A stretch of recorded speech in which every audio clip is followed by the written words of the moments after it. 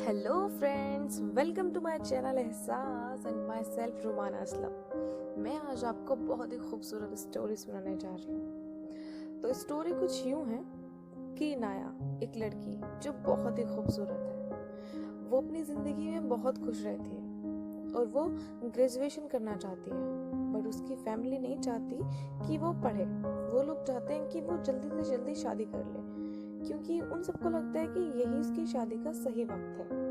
उसकी फैमिली ने उसकी पढ़ाई किसी वजह से रुकवा दी और अब इनाया 24 ईयर की है। डायरी लिखना उसका एकमात्र शौक है। अपनी जिंदगी का हर एक मोमेंट वो अपनी डायरी में लिखती थी। फैमिली वालों ने उसका रिश्ता उससे बिना पूछे एक अमीर घर में तय कर दिया। जिससे इनाया का रिश्ता हुआ, उसका नाम आरव था, जिसको पढ़ने का बिल्कुल भी शौक नहीं था। कई बार ग्रेजुएशन में फेल हुआ आरव बहुत खूबसूरत था, बहुत हैंडसम। तकरीबन 1 महीने बाद दोनों की शादी हो गई। शादी के बाद इनाया अक्सर खामोश रहती थी। आरव से भी वो ज्यादा बात नहीं करती थी, बट आरव हर कोशिश करता इनाया से बात करने की। आरव इनाया को पसंद करने लगा था। आरव का छोटा भाई वीर, जो 20 ईयर ओल्ड था, आरव से कहता है कि भाई, मैं भाभी को जब से शादी हुई है तभी से नोटिस कर रहा हूँ, वो ज्यादा किसी से बातचीत नहीं करती। आपसे भी नहीं करती क्या? ऐसे ही रहती है आपके साथ भी? आरव ने हंसकर कहा कि नहीं यार, उसका नेचर ही थोड़ा ऐसा है। चल, काफी रात हो गई है, अब सो जा। वीर से बात करने के बाद आरव अपने कमरे में चला गया और उसने देखा कि इनाया कुछ लिख रही थी, जिसको उसने आहट होने पर एकदम छुपा दिया था। और आरव ने भी ऐसे कर दिया जैसे उसने देखा नहीं, जस्ट लाइक इग्नोर, और वो सो गया। सुबह होने के बाद इनाया ने आरव से कहा कि मुझे पढ़ना है और मैं ग्रेजुएशन करना चाहती हूँ। आरव ने कहा कि ये तो बहुत अच्छी बात है ना, मुझे कोई प्रॉब्लम नहीं है पढ़ने में, और तुम्हारे साथ साथ मेरी भी पढ़ाई हो जाया करेगी। पर इनाया ने कहा कि मैं जानती हूँ कि तुम्हें कोई प्रॉब्लम नहीं होगी, लेकिन हो सकता है कि हमारी फैमिली वाले ना चाहें कि उनके घर के बहू पढ़े। आरव ने कहा कि जब तुम पढ़ना चाहती हो तो कोई तुम्हें नहीं रोकेगा, ये मेरा वादा है तुमसे। इनाया को बहुत अच्छा लगा। इसके बाद उसके सामने एक और प्रॉब्लम थी। इनाया चाहती थी कि वो एक लड़की की तरह कॉलेज जाए, ना कि एक शादीशुदा लेडी की तरह। इनाया ने ये बात आरव के सामने रखी। आरव ने कहा कि इनाया, ये तुम्हारी जिंदगी है, इसमें मैं अपनी कोई मर्जी नहीं चला सकता। तो जैसे तुम पढ़ना चाहती हो वैसे पढ़ो, ये तुम्हारी जिंदगी का सवाल है। इनाया ने आरव से बोला कि एक बात और है, वो शायद तुम्हें अच्छी ना लगे, बट मैं ऐसा चाहती हूँ कि हम दोनों के रिलेशन के बारे में, कि हमारी शादी हुई है, ये क्लास में या फिर कॉलेज में किसी को ना पता हो, ये भी कि तुम मेरे हस्बैंड हो। ये सुनकर आरव कुछ देर खामोश रहा, पर फिर उसने बोला कि ठीक है। और फिर उसने बोला कि तुम्हें इस बात से तो प्रॉब्लम नहीं है ना कि हम दोनों एक ही कॉलेज में हैं? अगर मुझे पता होता ना इनाया कि तुम्हें इस सब से इतनी प्रॉब्लम है, तो मैं तुम्हारा और अपना एडमिशन एक कॉलेज में नहीं कराता। इनाया ने कहा कि नहीं नहीं आरव, मुझे इस बात से कोई प्रॉब्लम नहीं है, जो चाहती थी मैंने वही तुमसे बताया है। आरव और इनाया दोनों साथ कॉलेज जाते, पर आरव इनाया को कॉलेज से कुछ दूरी पर छोड़ देता था, ताकि उन दोनों को कोई पहचाने ना और उनके रिलेशन के बारे में किसी को ना पता चले। थोड़े दिन तो ठीक गुजरे, लेकिन कॉलेज के कुछ बंदे इनाया को परेशान करने लगे, जिसमें से उन सबका हेड रोकी था। कॉलेज छोड़ने के बाद आरव इनाया से मिलता नहीं था, क्लास में भी बिल्कुल अलग, क्योंकि उसको लगता था कि इसी में इनाया खुश है और हो सकता है कि उसको यही सब अच्छा लगता हो। रोकी इनाया को रोज परेशान करता, कभी उसको टक्कर मारकर, कभी सारी बुक्स नीचे गिराकर। और अब रोकी इनाया को बहुत ज़्यादा टॉर्चर करने लगा। उससे बहुत उल्टी सीधी बातें कहता, जैसे कि यार इनाया, तुम तो काफ़ी खूबसूरत हो, तो फिर मुझसे फ्रेंडशिप कर लो ना, क्योंकि कोई तो होना चाहिए तुम्हारा ख्याल रखने वाला। कब तक ऐसे अकेले ही रहोगी? आज तो रोकी ने हद ही कर दी।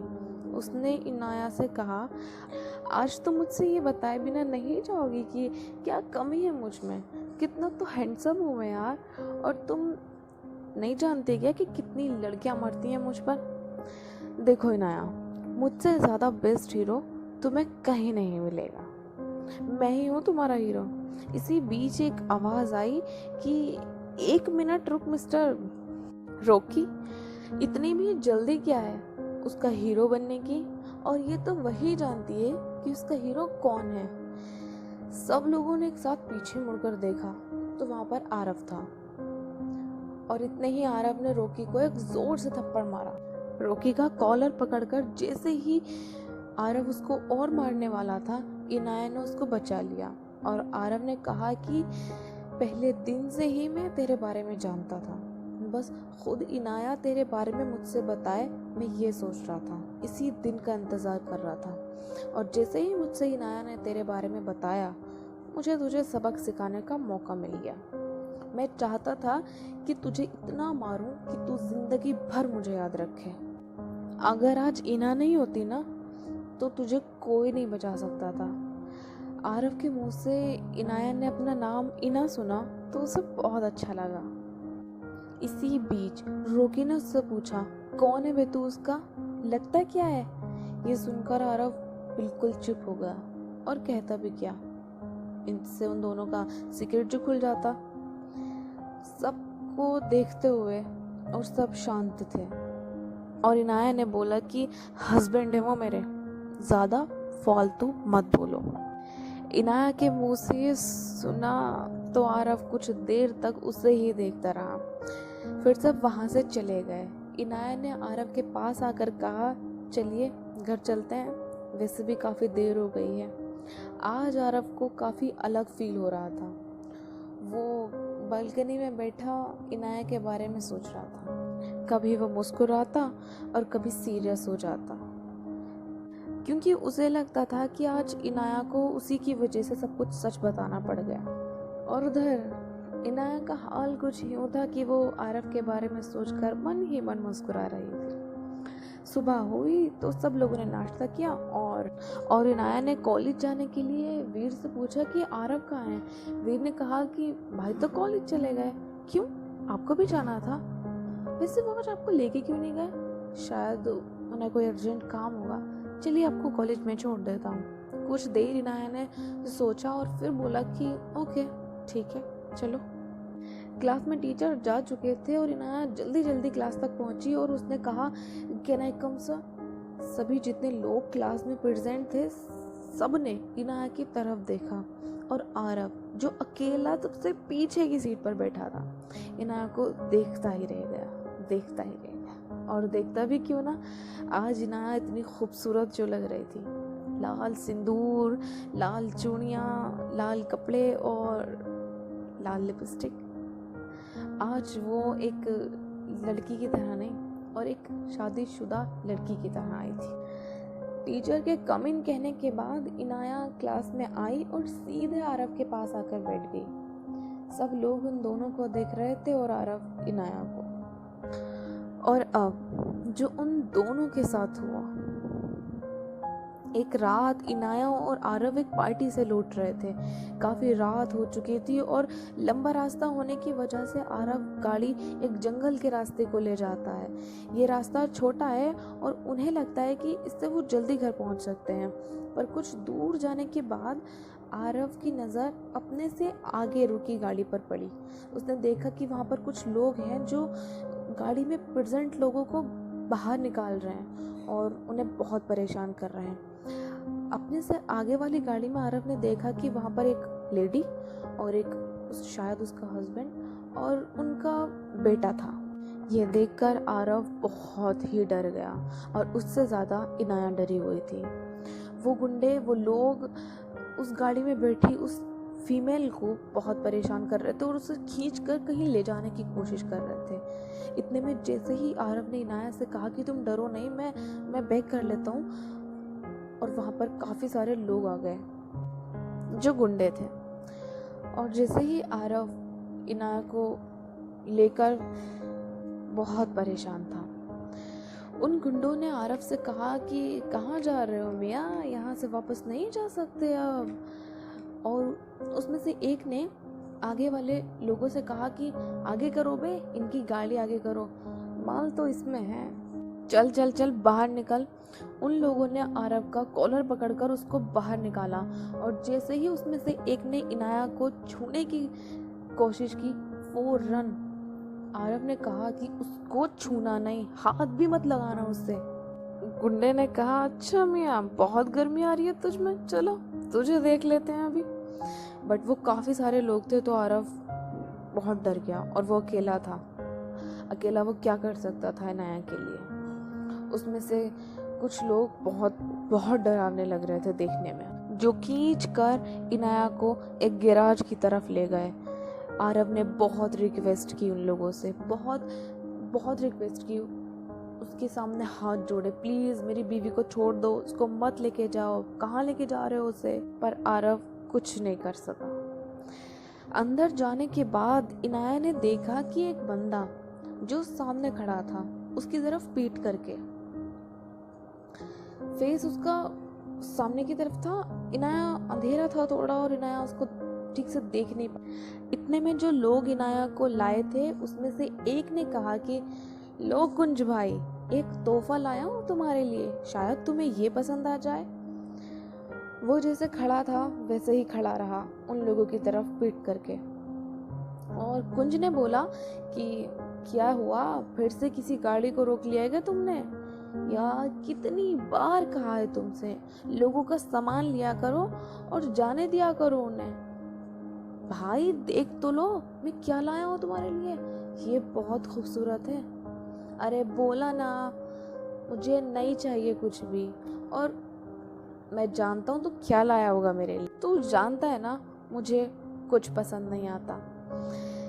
ये सब इनाया देख रही थी, सुन रही थी, और इनाया ने बोला कि देख लो मिस्टर, क्या पता आ जाए हम आपको पसंद। इनाया बहुत गुस्से में थी।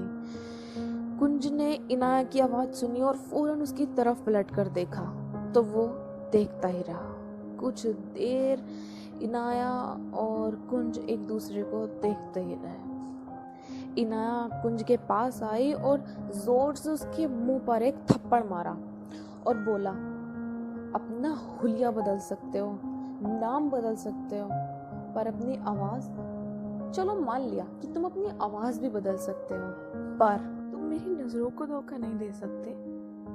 इनाया के सामने खड़ा कुंज घुटनों पर इनाया के सामने बैठ गया और जोर जोर से रोने लगा। अब देखना ये था कि इनाया और कुंज एक दूसरे को कैसे जानते थे। तो पता चला कि इनाया और कुंज, जिसका नाम आदित्य था, दोनों बचपन से ही साथ रहते थे और दोनों ने स्कूलिंग स्टडी भी साथ ही की थी और दोनों शादी करना चाहते थे अपनी मर्जी से। इनाया और आदि के कुछ कहने से पहले ही उन दोनों की फैमिली को पता चल गया, जिसकी वजह से इनाया की फैमिली ने उसकी पढ़ाई बिल्कुल बंद कर दी। इनाया की फैमिली के सामने आदित्य ने बहुत रिक्वेस्ट की, बहुत रोया वो उनके सामने, लेकिन इनाया की फैमिली ने उसकी एक ना सुनी। इसी वजह से इनाया की फैमिली ने इनाया की शादी जल्दी आरव से करा दी और इसीलिए इनाया ने सबसे बात करना बंद कर दिया था। और उधर आदित्य कुंज बन गया और अपने उन दोस्तों के साथ हो गया जो गुंडे थे। उन लोगों का काम सिर्फ दूसरों को परेशान करना और उन लोगों का सामान लूटना था। आदित्य को इतना रोते देख उसके दोस्त परेशान हो गए। वो सोचने लगे कि माजरा क्या है भाई, ये सब हो क्या रहा है। फिर इनाया कुंज के एक दोस्त के पास तक गई जो वहीं खड़ा था और उसको एक जोर से तमाचा मारा और उससे बोला कि यही सब सिखा रहे हो तुम इसे, मैंने ये नहीं सोचा था। और इनाया आदि के पास जाते हुए बोली कि मुझे तुमसे ये उम्मीद नहीं थी आदि।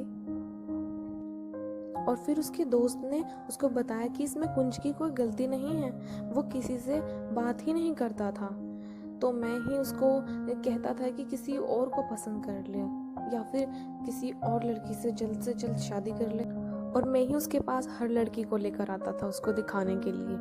इसमें मेरी ही गलती है, उसकी कोई गलती नहीं है, वो तो किसी की तरफ देखता ही नहीं था। तुम्हें जो भी कहना है मुझे कह लो। यहाँ तो ये सब चल ही रहा था कि इधर आरव बाहर सब गुंडों की पिटाई कर उनको उनके ठिकाने लगा कर आया। तो उसने देखा कि यहाँ तो सब उसकी सोच से परे था। इनाया बिल्कुल ठीक थी और सब लोग आरव को देखकर चुप हो गए। और अब आरव से इनाया बताती भी क्या। आरव ने इनाया के पास आकर कहा, तुम ठीक हो ना? तुम्हें किसी ने कुछ किया तो नहीं? इनाया ने आरव से कहा कि हाँ मैं ठीक हूँ, वो ये जो हैं ये मेरे क्लासमेट हैं। और ये बस इनाया इतना ही कह पाई कि आरव ने बीच में बोला कि ये आदि है क्या, आदित्य वर्मा। इनाया और कुंज दोनों आरव की तरफ देखने लगे और कुछ देर तक वहां खामोशी छा गई। इनाया ने कहा, हाँ पर आपको कैसे पता? आरव ने कहा कि याद है एक दिन तुम कुछ लिख रही थी अपनी डायरी में और फिर तुमने कुछ आहट होने पर उसे छुपा दिया था। जब तुम सो गई तो उसके बाद मैंने उसमें लिखा सब कुछ पढ़ लिया था। मैंने उसमें पढ़ा कि तुम कितना प्यार करती हो आदित्य को। और फिर आरव शांत हो गया। उसको ये लग रहा था कि अब तो गई इनाया आदि के साथ, और वो जाने लगा। इनाया ने कहा कि कहाँ जा रहे हो, मुझे लेकर नहीं जाओगे क्या? और आरव हंसने लगा। थोड़ी दूर जाने के बाद आरव और इनाया ने एक दूसरे की तरफ देखा और फिर आरव ने कहा कि हाँ जा सकती हो तुम, मगर जल्दी आना, मैं गाड़ी में वेट कर रहा हूँ तुम्हारा। इनाया खुशी से पागल हुई जा रही थी कि आरव को कैसे पता चल गया कि मैं 1 मिनट और उससे बात करना चाहती हूँ। इनाया गई और उसने जाकर आदि को एकदम हक कर लिया। उसके बाद उसने आदि से कहा कि मुझसे एक वादा करोगे? तुम ये सब छोड़ दो, ये सब गंदे काम छोड़ दो। पता नहीं तुम ऐसे कैसे हो गए। मैंने ये बिल्कुल नहीं चाहा था कि तुम ऐसे बन जाओ। मुझसे वादा करो कि तुम अपना हुलिया ठीक करोगे, ये सब काम छोड़ दोगे। इनाया की सारी बातें सुनकर आदित्य ने कहा कि हाँ मैं वादा करता हूँ, और मैं तो आज भी तुमसे किया हुआ हर वादा निभाता हूँ। पर न जाने कैसे बस थोड़ा सा भटक गया था। इतने में हॉर्न की आवाज आई और इनाया चली गई। आरव ने इनाया को इतना खुश पहले कभी नहीं देखा था और वो पूरे रास्ते आरव से बात करती चली गई। और घर पहुंचने के बाद गेट पर ही वीर मिला। अरे भाई कहाँ चले गए थे तुम? कितनी रात हो गई, घर पर सब कितना इंतजार कर रहे हैं तुम्हारा। पता है माँ कितनी परेशान हो गई। मैं तो आपको तलाशने जा ही रहा था, अच्छा हुआ आप आ गए। इनाया पीछे से आई और वीर के गालों को जोर से खींचा और हंसकर बोली, हम ठीक है, बस रास्ते में थोड़ी देर हो गई थी। वीर ने इनाया को इतना खुश पहले कभी नहीं देखा था। इनाया के चले जाने के बाद वीर ने आरव से कहा कि भाई क्या हो गया भाभी को, क्या खिला कर लाया हो? और आरव ने कहा कि अरे कुछ नहीं, वो बस ऐसे ही। और आरव हंसकर कमरे में चला गया। वीर भी काफी खुश हो रहा था, लग रहा था जैसे सब ठीक हो गया। बस यही थी मेरी आज की कहानी, रिटन बाय मी। और हाँ, मुझे बताएं कि आपको कैसी लगी ये कहानी, कमेंट ज़रूर कीजिएगा। थैंक यू एंड खुदा हाफिज।